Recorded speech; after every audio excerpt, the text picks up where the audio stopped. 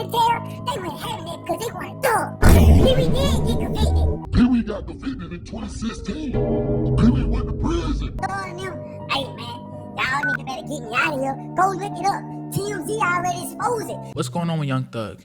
And why is YSL Woody trying to demolish every single thing that he's working towards? If you don't know, Young Thug, Jeffrey Lamar Williams, was born August 16th, 1991 in Atlanta, Georgia. Now, Young Thug is known by many different names and many different aliases, from Jeffrey to Thugger. That man is basically worldwide at this point. But many people don't understand why some of his close associates are basically gunning for his head right now. Audios leaked from Fulton County Jail about a month and a half ago. Basically audios about a million different things, about a million different people doing a million different things. From his reputation and relationship with artists such as Future and 21 Savage, to even talking about backdooring some of his closest friends and associates. The context goes deep, even talking about his relationship and his feelings toward Gunna, how he was frustrated with Lil Durk, not really realizing that Lil Durk is a little bit of an outlier. Lil Durk might be one of the last few street artists who are actually about what they say, meaning they've never told on anybody, spoken ill on nobody. They're one of those OGs in the young body, which, as we can tell, is a lot different from Young Thug or King Slime, who openly talks about sliming his own people, openly speaks against those who showed him love. As we already know, the viral tweet where everyone sent crazy bankroll to Thug, but Gunna didn't send bankroll to Thug. However y'all feel about Young Thug and Gunna's situation, you have to realize that at the end of the day, they're both free right now. And the reality of their situation is that they both kind of snitched. They both spoke on their case to the government, to the police department, on whether written or audio statement. That's the facts. Whether you feel like Young Thug snitched or didn't, or Gunna snitched or he didn't, you kind of have to be both ways or neither way. Either they both didn't tell or they both told. And if they both told, you gotta keep it kind of consistent with how you feel about both of them. YSL Woody, who was really the first reason why Young Thug's entire RICO started, as we already know, he was in the courtroom where he alleged that Young Thug basically did all the things that he was alleged to have been doing, and that Woody was basically the fall guy. To then, at the height of the case, when it seemed to be open and shut, to then saying that every single thing he said was made up, and basically getting the entire case thrown out, and him basically having protection because he openly stated with the judge right beforehand, do I have protection? Which I won't lie is crazy 4D chess by this man. I will say, YSL Woody, you're one of the smartest idiots I've ever heard of, bro. To literally having the case about to be shut and all of you all getting life, to then saying on the stand everything I said was a lie, after you made sure you got your qualified immunity. I don't think we're ever gonna see something like that happening in real life ever again. It's so important that I realize, and I say this because now we're seeing artists and entertainers like YSL Woody openly coming out in the story and saying that anyone that's ever been to jail more than once is a. Now, if you all don't know what YSL Woody did recently, man, he made some pretty insulting comments towards some different communities, basically saying that anyone who's went to jail more than once got a little potential sugar in their tank. It was very clearly directed towards someone who may have been his associate, aka Thugger. Young Thug hasn't responded because honestly, you should not respond to people like Woody.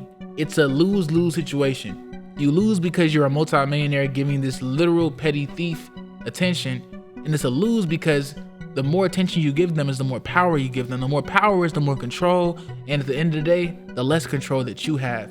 You're basically feeding into your own quicksand. And Young Thug, well, he used to be smarter than that. But as we've seen recently, some of those audios got under his skin. One of the audios that was listed allegedly showed that him and Lil Baby weren't as solid as they appeared to be. Even Young Thug said that Wham is a real one. But in one of the audios, it also showed and alleged that Q Money, who is the record owner of Quality Control label, who recently sold their entire label for over $350 million, sold a lot of Lil Baby's masters and didn't give Lil Baby a dime. Basically showing that Young Thug knew this deal was going down, knew he could have potentially prevented it, yet still let it play out. Even though you allegedly said that Lil Baby was one of your youngins, was someone that you put on, someone, you know, an old partner. Wouldn't you warn them that their record label owner is about to take all their money, their masters, the music that they put their entire life into? Young Thug went on record saying that he took one of the worst deals known to man because he knew he could make it back. Yet when his best friend and close associate was put into the same situation, did he really look out for his best interests? A lot of people see Young Thug's impact now without understanding how much effort and hard work and influence he put in to get where he needed to be.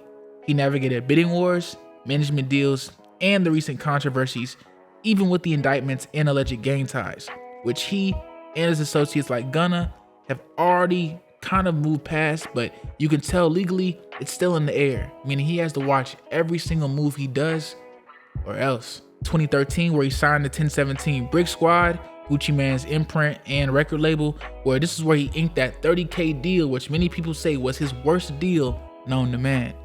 For him to become a multi-millionaire off a 30K Masters 360 deal, honestly, Young Thug gotta write a whole book on that one.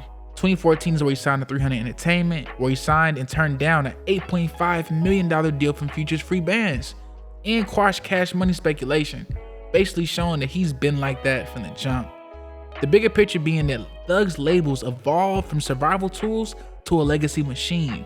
1017 gave him entry, Gucci Mane showed him love, and with that love, he built an entire dynasty.